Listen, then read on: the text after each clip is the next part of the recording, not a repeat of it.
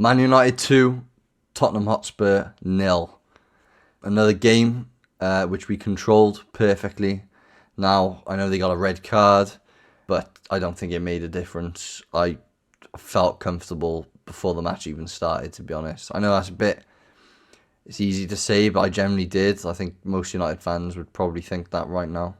Another really great performance. We took advantage of the man down, because if you remember, we went a man down against Everton, and that was awful. We kept the three back, we subbed defenders on, and yeah, we just couldn't get over the line versus Everton.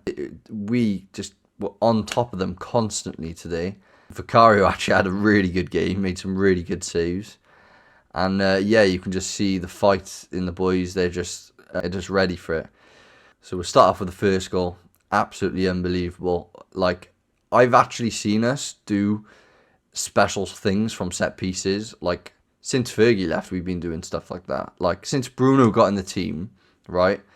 I remember in his first season or second season against Man City, where he played that little dink to Martial from a free kick. There's been a few corner routines similar to the one today where we've had someone on the edge of the box. I think there's been one where Bruno's passed it to someone on the edge of the box and they've had to go and scored from it. I think I want to say McTominay or Fred scored from one once. So yeah, it's not the first time I've seen tactic work like that. And yeah, it was just amazing. I think the commentators were saying that it could have been defended easier. But I mean, when you've got something that works like that so easy, it makes it look so easy that you think, the defenders should have done much better in that there. But you see Mainu, he sort of starts in the box, rushes out to receive the ball. It's a perfect first time pass, just lands to Mbeumo. And people say, he should have been marking him. Well, no one ever marks the player that stood there. That doesn't happen, ever, on the edge of the box. No one marks the edge of the box. So you can't say someone should have been there, when if you watch most corners, well, as far as what I've seen, they don't mark the edge of the box, really, because you just sort of rush out to him. Maybe once he received the ball on the edge, they could have done a bit better. But I think it's just an amazing set piece, to be honest. Very clever. You could tell it was worked on the training ground. So in my past videos, I haven't really talked much about Michael Carrick. He's come in, and I've seen a lot of simple changes, to be honest. Like basic things, which you would have thought anyone could come in and do. I mean, I could have come in and done some of those things. So that makes me sound like Michael Carrick isn't doing a great job. He's actually done a really good job, because I think it's actually hard to go to basics as a manager these days, really. It sounds stupid, but I think, you got Amarin who came in with an idea of the way he wanted to play with his players. I think Ten Hag did the same thing. He did play a fullback at Ten Hag, but he still came in with his own philosophy. I believe quite slow attacks, and the Dutch way, you could say. I think Van Gaal was the same.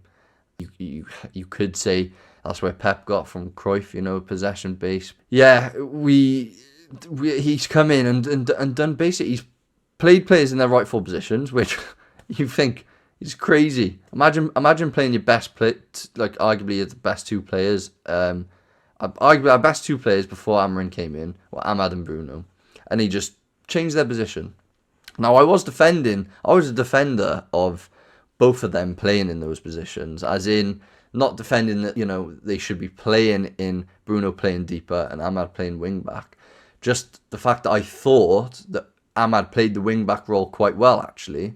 He had a bit of a link up with Mbeumo, but even before Mbeumo came, he'd played there a few times under Amarin last season, and actually played well. But yeah, you get way more out of him just being further forward.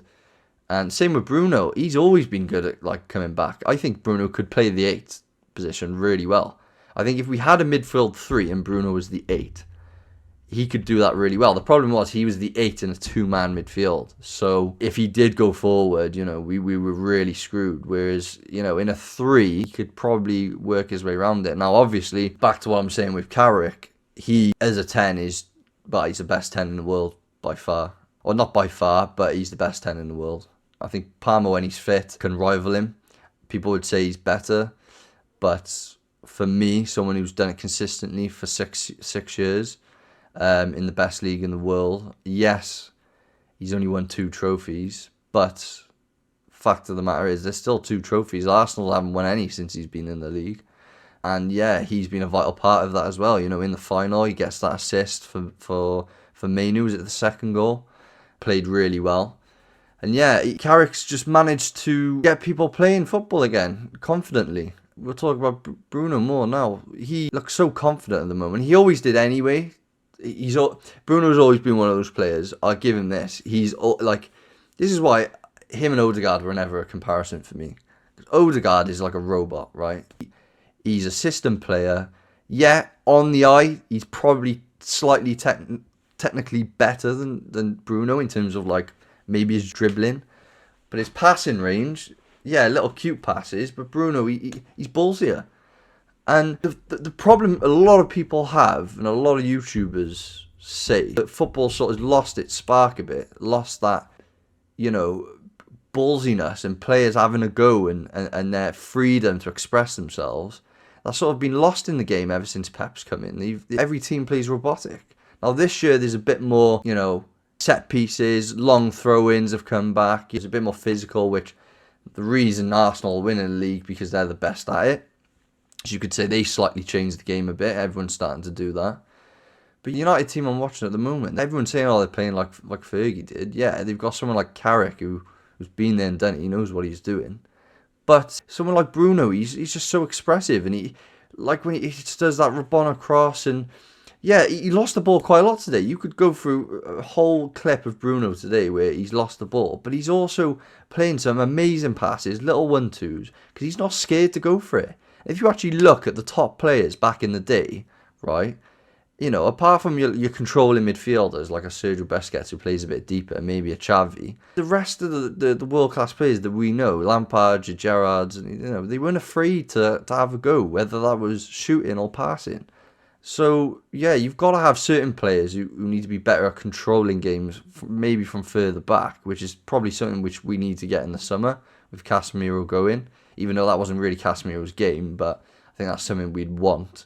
We've got someone like Kobe who's supposed to be it, and, you know, for how old is he now, 20, he does it really well, I think. Today, I think he gave a ball away a couple of times at the start. But yeah, him coming back into the team, amazing. He's played 90 minutes of every game under Carrick so far.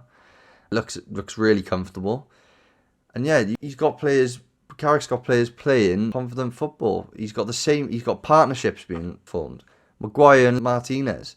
I got onto it in one of my other videos. When you have a partnership, it creates a bond and it makes things a lot easier. There's a reason we're not changing our squad. You know, it does help with playing one game a week, fair enough. But we can only play what's in front of us.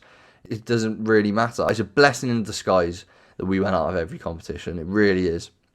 Everyone was laughing. It's the first time that United have played 40 games since 1915. And that was because of the war. So it had to stop. And that's why we played less games. So you laugh about that, but it's helped us massively. I thought not being in Europe would help us this season, which it probably did a bit, because I do think Amarin was better this season, and we did play better. I talked about the stats last video, and even under Amarin, offensive statistics were pretty good. We were like high up there.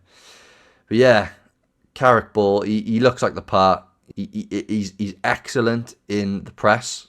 You believe what you're hearing. He's got a stature about him. You could say it helps. You know, they used to play for the club. As Jason Cundy said on TalkSport the other day, there's been 11, I think it was Jason Cundy anyway, there's been 11 Premier League managers who have won in the Premier League era, and none of them played for the club previously. So it doesn't matter in terms of winning titles, but I think this is a different scenario where we needed the crowd, we needed the club to get behind us. We needed something, do you know what I mean? And having Carrick there is the figure. There's no better player. The way he was as a player reflects the way he is as a manager. Calm, composed, reads the game well. You know, I'd say most good managers played in midfield, just because obviously as a midfielder you need to read the game the best out of any other position. And he was one of the best in the world at the time. And yeah, it shows on the pitch, to be honest. All the 1-2s, every game I've seen it so far.